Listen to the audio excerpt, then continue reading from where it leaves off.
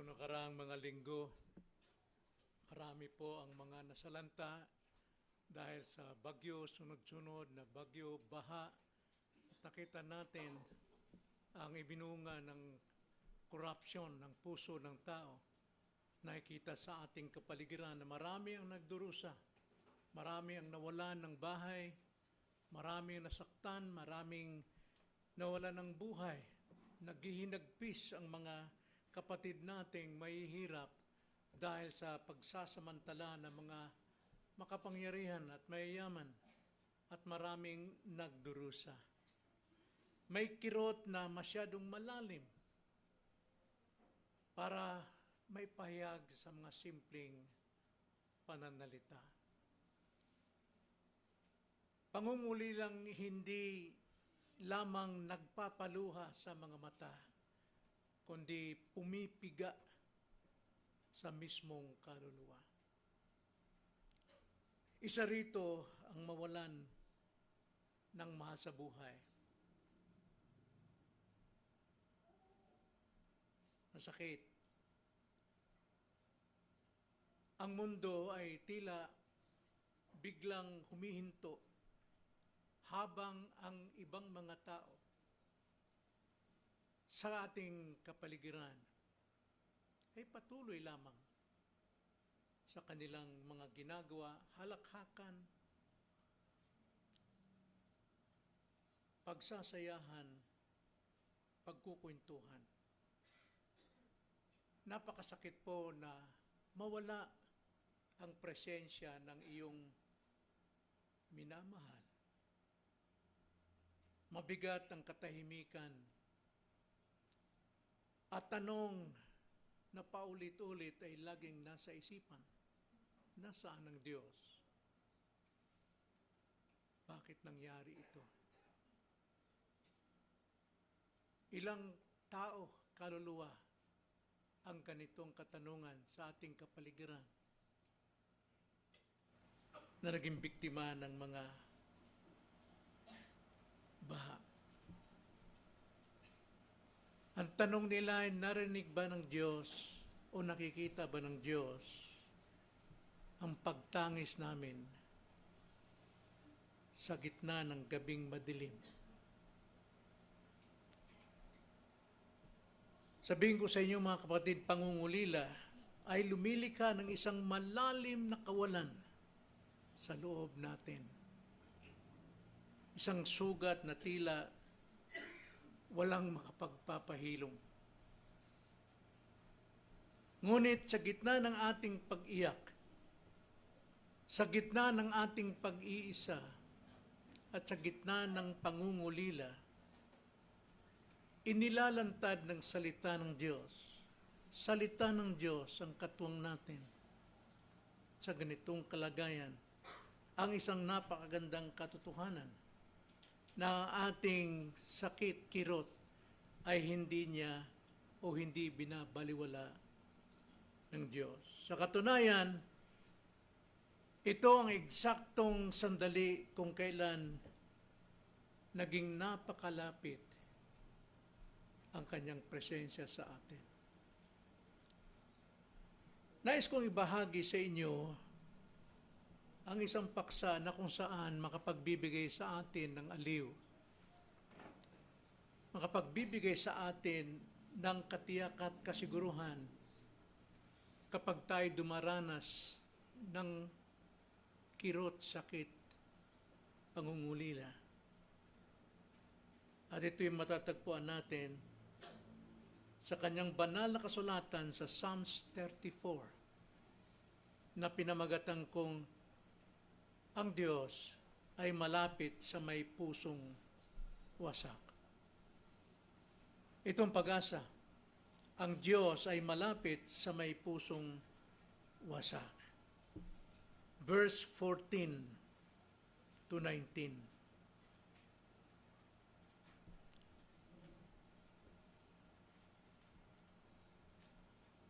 Lumayo ka sa kasamaan at ang mabuti iyong gawin. Hanapin mo ang kapayapaan at ito'y iyong habulin. Ang mga mata ng Panginoon ay sa matuwid nakatitig at sa kanilang daing bukas ang kanyang pandinig. Ang mukha ng Panginoon ay laban sa mga gumagawa ng masama upang tanggalin ang alaala nila sa lupa.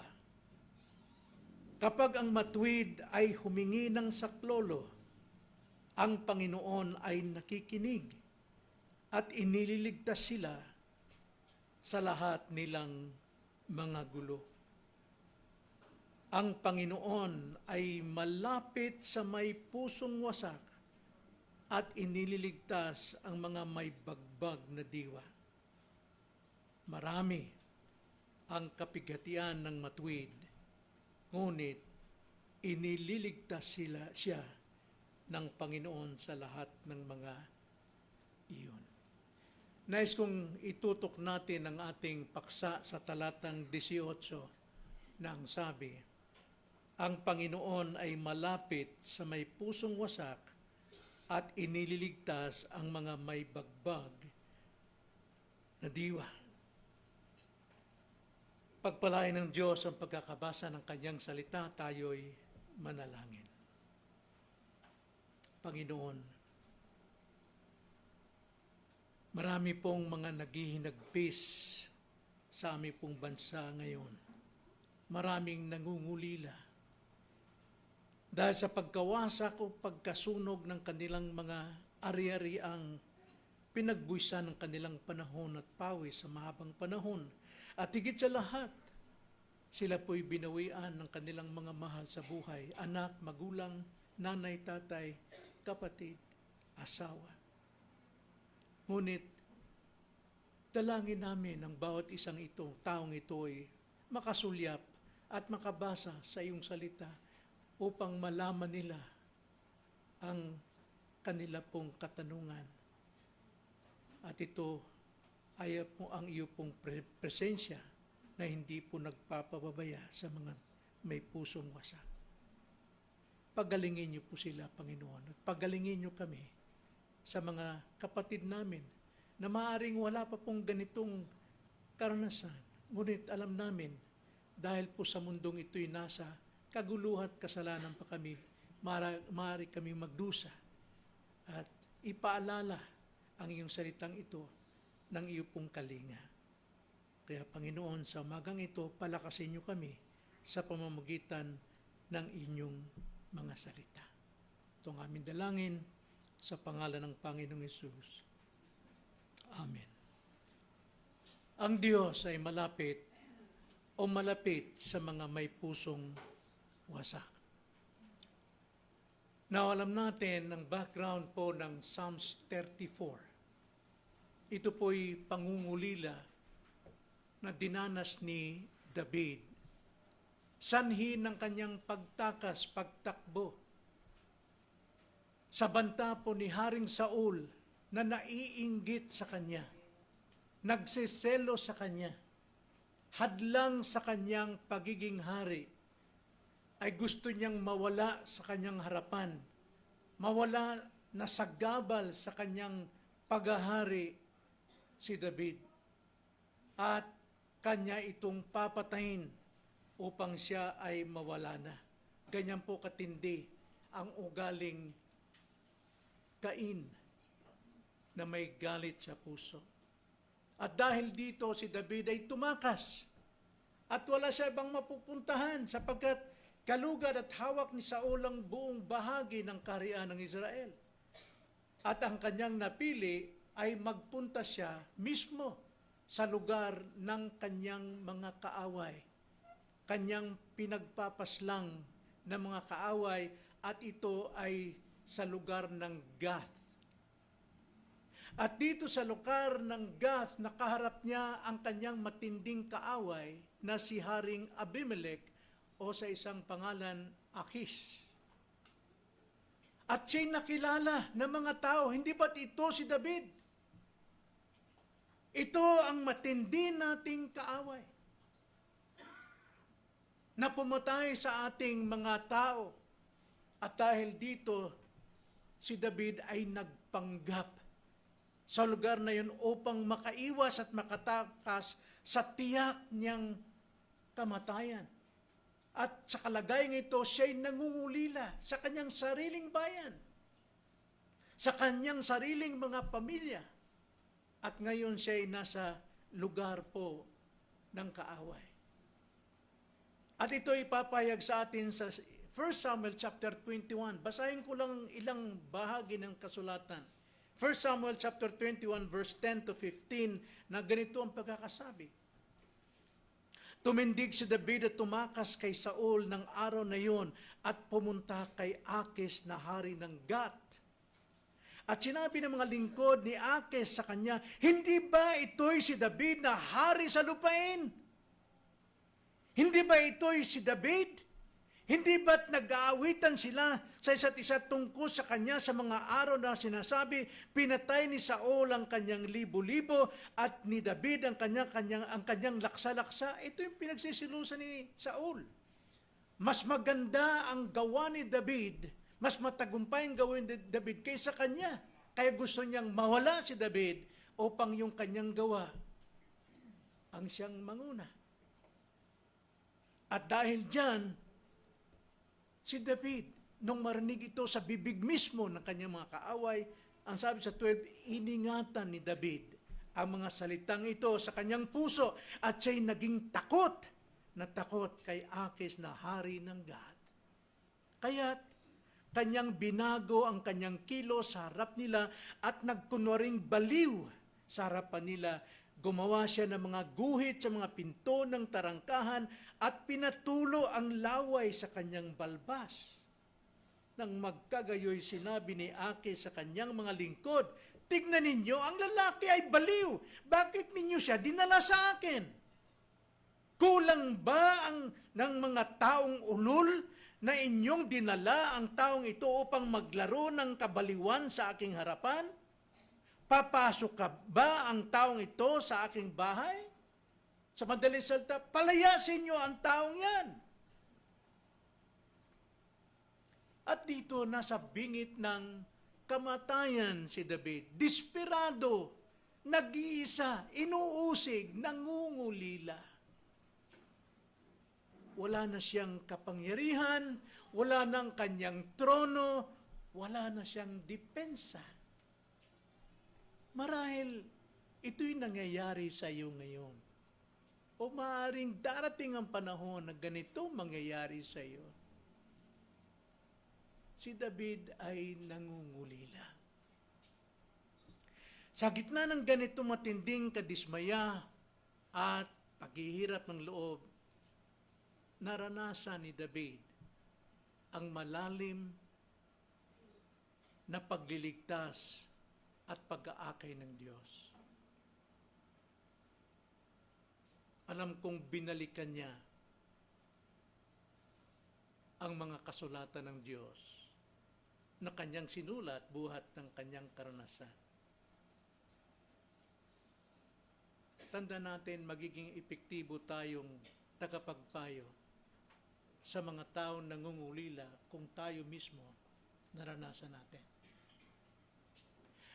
Madali tayo magsalita sa gitna ng mga nangungulila, sa puntod, sa sementeryo, pagkatapos ng libing, tara na, let's go na, party na tayo. Whereas, hindi makatingin yung taong nagluluksa kung paano yung tignan ng kanyang harapan. Ngunit kung maranasan mo ang pangungulila, malalim ang iyong mga pagpapayo at makatotohanan. Kaya't isinulat ni David ang awit na ito bilang isang papuri at patotoo na ang Panginoon ay hindi kailanman lumalayo sa mga nagdurusa.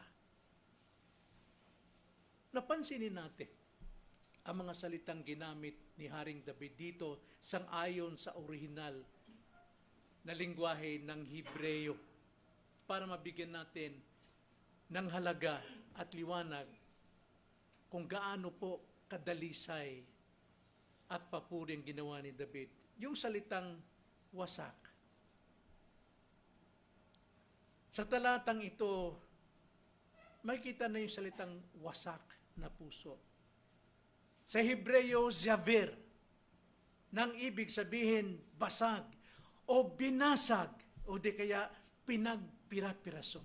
Ganyan po ang nararamdaman ng taong wasak ang puso. Basag, durog. At ang salitang puso dito sa Hebreo ay live. Simple lang, live. Literal, ang pusong nadurog dahil sa matinding trahedya, kabiguan, o pagluluksa at pangungulila. Wasak na puso. Nararamdaman ito ng isang taong nangungulila. At ang salitang malapit, ang Panginoon ay malapit, karov. Sa Hebreo, nang ibig sabihin, ito'y naglalarawan ng isang Diyos na hindi lamang nagmamasid mula sa malayo, kundi yumuyuko upang tabihan at yakapin ang nasasaktan. Kaya sa lahat po ng mga nagluluksa sa libingan, nararamdaman ang kanyang kalungkutan, pero hindi po nakatanaw ang Diyos sa malayo, kundi siya'y nakayuko at tinayakap ka sa sandaling na iyon ng iyong kalungkutan. Pag sinabi namang bagbag na diwa, bagbag na kaluluwa, daka, isang salita lamang, ngunit ito po ay nagsasalita na nadurog na espiritu. O ibig sabihin, nagsisising puso. Dito po si David, wasak ang kanyang puso, ngunit malapit ang Diyos, at dahil dyan, bagbag ang kanyang diwa, doon niya na-realize kung ano yung mga pagkukulang niya at kasalanang nagagawa marahil sa Diyos at sa tao. At sa kung sa tao tayo nagkakasala, alam nating sa Diyos pa rin tayo nagkakasala. At kaya si David dito may bagbag na kaluluwa, may bagbag na diwa o nagsisising kaluluwa.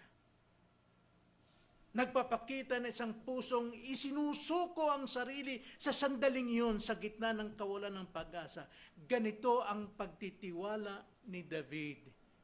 Kaya nga kung ating babasahin ang mga sulat ni David sa awit, tandaan natin, ito'y sulat ng taong naranasan niya ang Diyos. Kaya mapangahawakan natin ang mga awit na ito na ating gamot sa ating sariling problema. Now, paano natin maranasan ang Diyos sa sandaling ang ating mundo ay tila gumuguho dahil sa pangungulila? Paano natin matatagpuan ang kapanatagan kung ang ating damdaman ay tila binabayo ng kalungkutan? Maraming nangungumusta sa akin, salamat sa inyo. Okay ka lang ba? Ang sagot ko, okay, not okay. Okay ako sa aking katiyakan sa Diyos, pero yung pangungulila, hindi mo maalis sa akin. Hindi ko alam kung hanggang kailan akong pananatilihin ng Panginoon sa ganitong kalungkutan. Hindi dahil nangihinayang ako sa aking asawa. Alam kong siya nasa mabuting kalagayan, kundi kalungkutan dahil sa labis kong pagmamahal sa Kanya. Kaya, dito sa talatang ito, tignan natin ang dalawang mahalagang katotohanan. Dalawang mahalagang katotohanan na nagpapakita ng reaksyon ng Diyos sa ating mga luha. Una, ang kanyang nakakaaliw na kalapitan at ang kanyang nagpapagaling na kapangyarihan. Kabasahin natin muli sa verse 18, na ang Diyos ay malapit sa may pusong wasak. Tandaan natin, ang Diyos ay malapit sa may pusong wasak. Pero hindi ito lapat sa inyo na wala pang pananampalataya kay Kristo. kayo ay nasa puot ng Diyos dahil sa inyong kasalanan. Walang kasiyahan ng Diyos sa inyong pagsamba. Ito ay sa mga may pusong taglay si Jesus. Ang sabi po sa ating teksto, ang Panginoon ay malapit sa may pusong wasak. Ang taong tinutukoy dito ay si David, the man who have the love of God. Isang taong may personal na relasyon sa Diyos. At ang Diyos ay malapit sa ganitong taong may pusong wasak. Ipinapakita dito na ang mapagpalang kalapitan ng Diyos ay nasa mga durog o wasak ang puso. Sa lumang tipan, mga kapatid, ang puso ay hindi lamang sentro ng emosyon, kundi ito ang buong pagkatao ng tao. Kaya ang Diyos nakatingin sa puso at hindi sa itsura lamang, sapagat ang tao ay pwedeng magkunwaring okay lang sa harapan, pero baluktot at masama ang puso. Kaya ang Diyos tumitingin sa puso. At sa pusong wasak, ang Diyos ay malapit sa Kanya. So, hindi lamang ito ang sentro ng emotion, kundi buong pagkatao. Pag sinabing buong pagkatao, ang kanyang pag-iisip, ang kanyang desisyon, ang kanyang lakas. Kapag sinabi ng Biblia, ang Diyos ay malapit sa mga may durog na puso, hindi ito isang theological o doktrina na ideya lamang, kundi isang personal na pangako. Hindi ito pagpapakita na tayo mahusay tumindig, mahusay magkunwari, mahusay magpakita na okay lang. Tanggapin natin ang kahinaan. Tanggapin natin ang totoong kalagayan. Habang ang ibang tao ay maaring lumayo o magpagod sa ating pagluluksa, ang Diyos ay kusang lumalapit. At hindi siya lumalapit lang sa ating tabi, kundi siya ay lumalapit sa trono ng ating kapigatian. Sinasabi ko ito sapagkat bawat gabing tahimik, nangungusap sa akin ng Panginoon. Lagi niya akong binabalik sa salita ng Diyos. Nasa piling na niya ang aking asawa at nangungulila ang aking pagmamahal sa Kanya. Tulad po ng isang bata, yung inyong anak, kapag naglalaro sa putikan, sinasabi mong, mag-ingat ka dyan, baka madapa ka. At nadapa nga. Nadapa yung anak mo, bumangon siyang sugatan ng tuhod, sugatan ng kamay, umiiyak siya. Ang mga taong nasa paligid, sasabihin lang, kawawa naman yung bata, pinabayaan ng magulang. Tingnan mo, nasugatan o masakit. Pero wala sa kanila ang tumatakbo at yakapin ng batang ito. Wala, maliban sa magulang. Maliban sa ama o ina na nagmamahal, agad tatakbo, luluhod sa kanyang harapan at yayakapin ang kanyang anak. Anak, nandito ako. Nasaktan ka, nasaktan din ako. Ganyan po ang Diyos, kalapit sa kanyang mga anak na wasak ang puso. Hindi natin siya nakikita, pero ganon ang kanyang ginagawa para tayo ma-comfort. Huwag mong itago ang iyong mga luha o piliting magpakatatag sa harapan ng mga tao o sa harapan ng Diyos. Kung ang iyong puso ay durog dahil sa pangungulila, alamin mo na sa sandaling ito, nasa tabi mo ang Panginoon.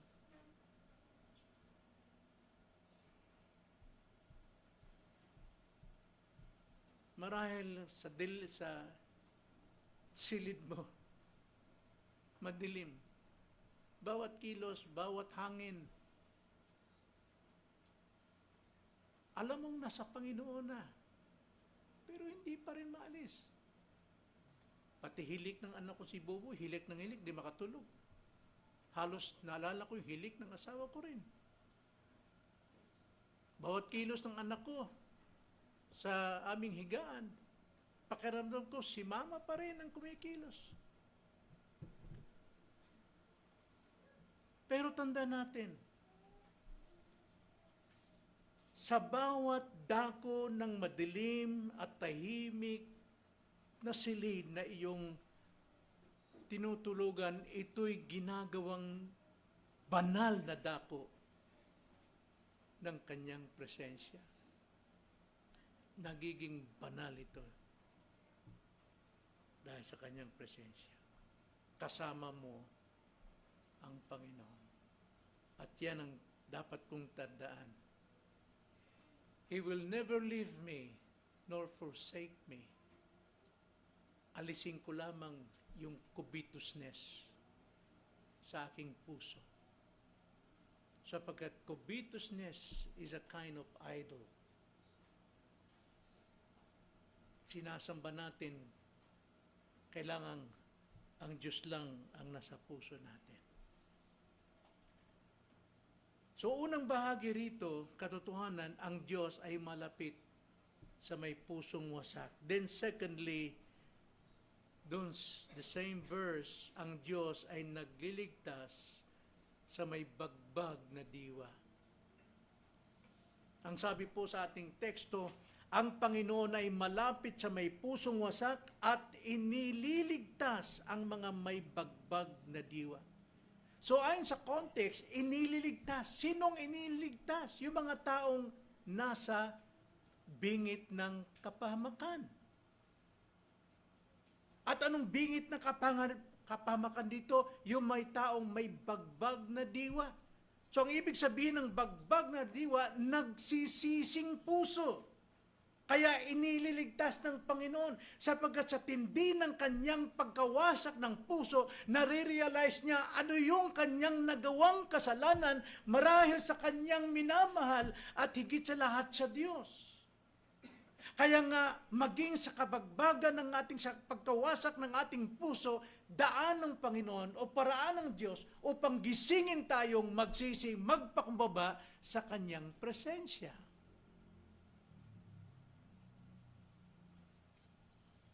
Marami po mga nagluluksa, nagbabakasyon kaagad, sakay ng Ferris wheel, para daw mawala na lahat ng ginagawa. Pero isang bagay na hindi lang ginagawa ay ang magsisi. Magsisi ng kasalanan. Yun yung time ng pagyakap ng Diyos sa iyo ay para iligtas ka sa tiyak na kapahamakan. At ito ang ibinigay na kalinga ng Diyos kay David. Ang kalinga na nagpapagaling at nagliligtas sa may mga nagsisising puso ay pangako ng Diyos. Malinaw si David dito sa pagsasabing at inililigtas niya ang mga may bagbag na diwa. Naranasan ito ni David. Alam niyang hindi lamang si Bathsheba ang kanyang naging kasalanan, hindi lamang sa kanyang asawa siya nagkasala, maging sa kanyang sarili, may mga nagagawa siyang kasalanan. Nobody's perfect. For all have sinned and fall short of the glory of God. At dito, durog ang puso ni David. Nagsisising espiritu. Meaning to say, nawala ng kayabangan ni David dito. Nawala na ng pag-asa ng kanyang sariling lakas na hindi natin maiwasan sa pagiging magiting at magaling at anointed King of God ay magyabang din itong si David. Pero dito, Dahil sa pangyayaring ito, nagsisi siya. Buong puso siyang nag-humble sa bigat ng pagsubok. Marahil marami sa atin ang nagtatawa pa ngayon at namamayagpag sa kayabangan na sila ay isang mabuting tao.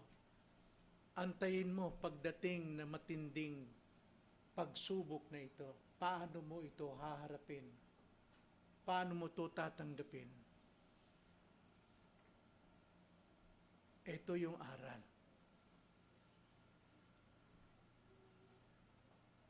Ang Diyos ay hindi lamang nakatayo sa tabi natin. Siya ay kumikilos upang hanguin tayo mula sa hukay ng kawalan ng pag-asa at ibalik ang ating lakas sa kanyang tamang panahon. Alam ko yun. At darating yun. Pero hindi ibig sabihin, manahimik ako. Tumigil ako. Lalo na pagdating sa ministeryo.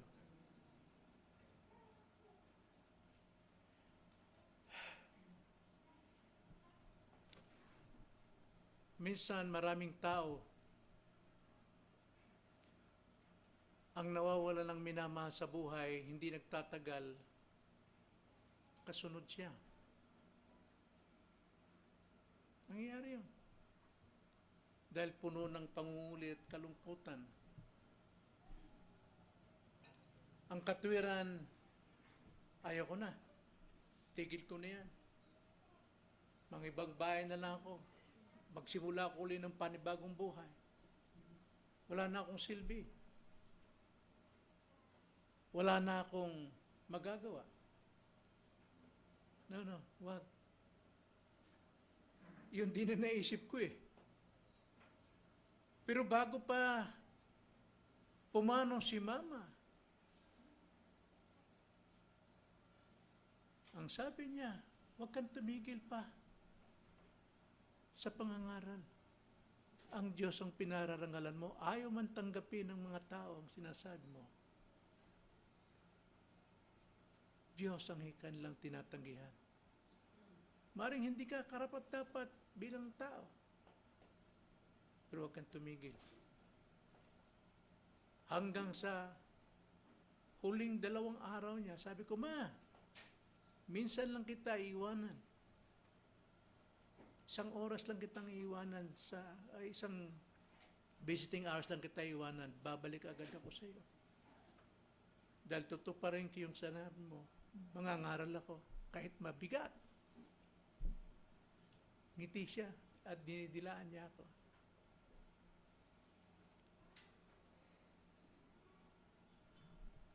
Gaano mang kawasak ang puso natin, hindi ibig sabihin tumitigil na ang mundo para sa atin. Tulad po ng isang pinggang basag. Alam niyo, kapag ka ang banga na basag, hindi na ito maaaring gamitin ng tao. Kundi, anong gagawin? Tatapon na lang. Basag na eh. Basag na yung banga. Basag na yung palayok. Basag na yung pinggan.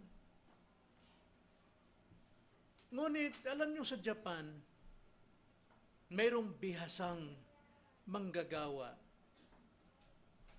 na tinawag the art of kintsugi. Na wala pong ginagawa ang mga taong ito, kundi tipunin yung mga basag na banga, basag na pinggan, at isa-isa nila itong pinagdidikit. Binubuong muli. At ang kanilang pandikit dito ay ginto. Kintsugi. At habang pinipiraso nila itong binabalik at dinudugtong sa magitan ng ginto, yung dating palayok na walang halaga ay nagiging mas maganda at mas mahalaga at mas matibay. Ganyan po magkumpuni ang Diyos sa basag nating buhay. Kung tayo'y mayroong bagbag na diwa, hayaan nating kumpunuhin tayo ng Diyos. Gaano mang katagal ito, ngunit tatayo ka bilang isang mas maganda, mas matibay, at mas mapakinabangan. Ang Diyos, ang ating dakilang manggagawa, hindi niya itinatapo ng ating nadurog na puso at espiritu, kundi tinatahi niya ito at pinagagaling ng may pag-iingat. Yung kanyang nilikha mula sa alabok ay muli niyang nililikha sa larawan ng kanyang anak na si Kristo. Kaya bilang aral, mga kapatid, hayaan mong ang Diyos ang manguna sa paghilom ng iyong mga sugat. Huwag umasa sa temporaryong pamahid ng mundong ito. Napakarami pong paraan ng mundo. Ngunit huwag tayong umasa diyan, sapagat ang mundo hindi magdadala sa iyo sa pagsisisi, kundi magdadala sa iyo sa pagtalikod sa Diyos. Ipagkatiwala mo sa Kanya ang iyong basag na espiritu at basag na puso, hayaang ang Kanyang biyaya ang magsilbing ginto na magpapanumbalik ng iyong pag-asa. Kaya nga mga kapatid, nais kong maghamon o hamunin ng bawat isa sa atin. Una sa mga hindi pa mananampalataya. Maaaring masasaktan kayo sa sinasabi ko na huwag niyong sabihing dumadala kayo, nakikinig kayo, umaawit kayo, nagsasabi kayo ng amen, kayo'y ligtas na. Tiyakin ninyong kayo'y ligtas. Ang katiyakan ay nasa Panginoong Hesus. At ang katiyakang ito ay kailangan mong sampalatayanan lamang at hindi ka magtiwala sa iyong mga ginagawa. Kaya nga pagdating sa inyong mga pagsubok at pangungulila sa mundong ito, huwag umasa sa sariling lakas o sa mga material na bagay sa mundo na kailangang maangkin mo para magkaroon ka ng kasayahan. Maaari magkaroon ng kasayahan, pero ang kaluluwa mo nakabingit pa rin sa kapamakan. Wala ka pa rin tiyak na kaligtasan. Kundi ngayong sandaling ito, inaanyayahan ka ng Diyos na siya ay malapit sa mga pusong durog at handang tumugon sa panampalataya sa kanyang anak. Ang isang durog na puso kailanman hindi makatanggap kay Kristo, sapagkat ang makakatanggap lang nito ay ang walang kakayanan kundi ang sumampalataya lamang sa Kanya. Si Jesus ang totoong kaaliwan at tagapagligtas. What does it profit a man if he gains the whole world and loses his one soul? Anong pakinabang yan? Magkaroon ka man ng lahat ng bagay sa mundong ito, trabaho, pera, kumpanya, posisyon, kung ligaw at mapapamak ang iyong kaisa-isang kaluluwa. Tandaan natin, mas mabigat ang kaluluwa natin kaysa mundo o kayamanan ng mundo. Naalala niyo yung illustration ni Pastor Rolly? Ang salapi ng buong mundo nasa kabilang timbangan at ang kaluluwa mo nasa kabilang bintangan, kabilang timbangan. Alin mas mabigat? Mabigat pa rin ang kaluluwa kaysa buong kayamanan sa limutan. At ito ang pilit na inaangkin ng mga tao.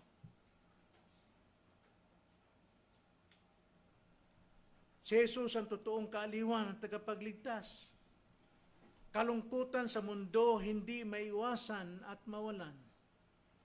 Tanggapin mo si Jesus bilang iyong Panginoon at tagapagligtas. At para naman sa atin, mananampalataya. Hindi ibig sabihin mananampalataya ka, hindi ka daranas sa mga pagsubok sa buhay. Matitinding pagsubok. Idadarang ka sa apoy upang masubok ang iyong pananampalataya. Sabi nga, San Pedro, chapter 1, verse 6 to 7, ng ating panampalataya, inihambing sa ginto, na bagamat ginto na, ay dinadaan pa rin sa naglalagablab na apoy upang masubukan at palabasin ang lahat ng latak sa ginto. Ganun po tayo. Kaya bilang mananampalataya na dumaranas ng pangungulila, ang ating leksyon ay nakaugat sa pagtitiwala sa katangian lagi sa Diyos at hindi sa ating lakas. Ito masasabi ko sa inyo. Huwag niyong ikahiya at huwag niyong katakutan ang pagluluksa.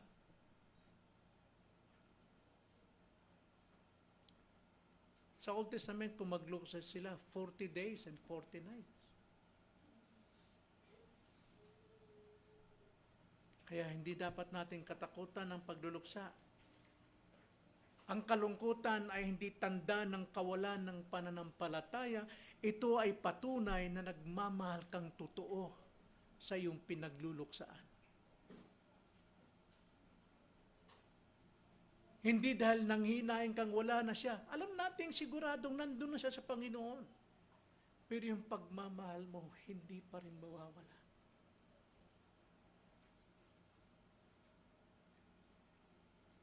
Alam ng Diyos ang bigat ng iyong dibdib at hindi niya hinahatulan kailanman ang iyong mga luha. Huwag mong ikahiya ang iyong luha. Ako hindi ko mapigilan pag may bumatit ng umusa sa akin. Sapagkat nararamdaman ko ang kanilang pagmamahal.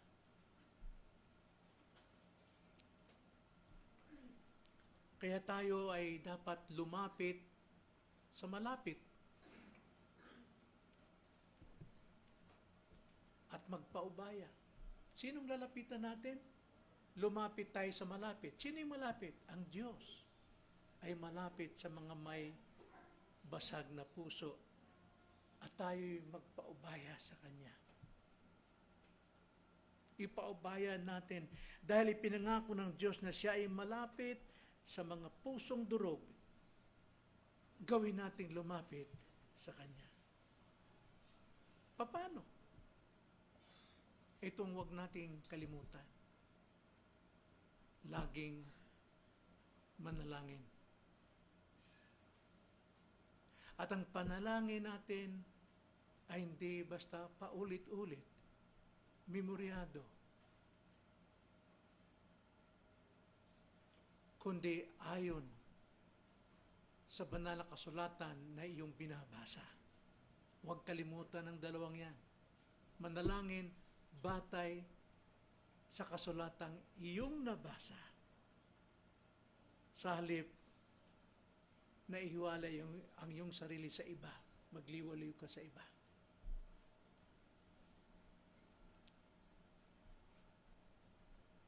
At higit sa lahat, maging daluyan ka rin ng pag-aliw sa iba. Maging daluyan ka rin sa pag-aliw sa iba. Huwag kang mahihiyang magpayo, magpalakas. Dahil naranasan mo ang pag-aruga at pagtahi ng Diyos sa iyong mga suga. Ibahagi mo rin. Madali pong magsalita, madali natin sinasabi yan. Madaling mangaral na hindi mo pa nararanasan. Kaya nga sa aming mga ngaral, bago ko ipangaral ang isang paksa, tinitiyak kong naipangaral na ito sa aking sarili. Ayaw kong maging mapagkunwari. Kaya nga ang isang mga ngaral, salita ng Diyos ang kanyang pinag-aralan at hindi sulat ng tao.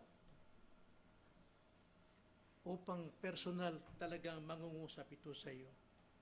Dahil naranasan mo ang ganitong uri ng karanasan, ibahagi mo itong biyayang ito sa iba. Paano kang pinalakas ng Panginoon, paano ka pinagtibay, siya rin ay magiging matibay mula sa iyo. Kaya napakalaga po na ang salita ng Diyos ay binabahagi sa pamagitan ng damdamin noong nagbabahagi. Si Jeremiah, ito yung the weeping prophet, lahat ng kanyang nabasa at narinig sa Diyos. Dama niya, kaya umiiyak siya habang siya ay nangangaral. Halos lahat mga mangangaral, damdamin nila ay ginagamit upang magkaroon ng buhay ang salita ng Panginoon. Gamitin natin ang ating sariling karanasan upang iabot din ang kamatayan ng pag-ibig o ang kamalayan ng pag-ibig at pag-aaliw ng Diyos sa mga taong nangungulila. Mga kapatid, ito po ang Great Commission sa atin ng Diyos. Bagamat mangaral tayo sa lahat ng tao, sa lahat ng bansa, ang kanya pong commission, gawin yung mga alagad sila. Pag sinabing gawing mga alagad, kung ano yung naranasan mo, siya mong ituro sa kanila. Kung ano yung naranasan mo sa Diyos, sa Panginoon, siya mo rin ituro sa kanila. Gawing mga alagad. At tayo po, walang pinipili, hindi lang apostol, kundi lahat po ng mananampalataya, Matthew 18. Tayo po ay tagapag-alagad ng mga mananampalataya upang sila ay maturuan sa lahat ng aral ng Panginoon. Kaya, kung paanong tayo po ay pinalakas ng Diyos na siya'y malapit sa mga may wasak na puso, tanda natin, yung naranasan natin ay dapat din nating ibahagi sa mga nagdurusa. Pagpalain ng Diyos sa kanyang mga salita. Tayo manalangin. Panginoon, purihin ka sa iyo pong kabutihan, sa iyo pong mga pangako, isang nakakaaliw na katotohanan na pangako na dapat panghawakan at sampalatayanan magpakilanman na kayo po ay malapit sa mga taong may pusong wasak at nagliligtas sa mga may pusong nagsisisi ng kasalanan. Patnubayan niyo ang inyong mga tao sa kanila pong kalagayan ngayon at marahil sa mga darating na maging kalagayan, itatak niyo po sa aming puso ang salita niyong ito. Ito ang aming dalangin sa pangalan ng Panginoong Hesus. Amen.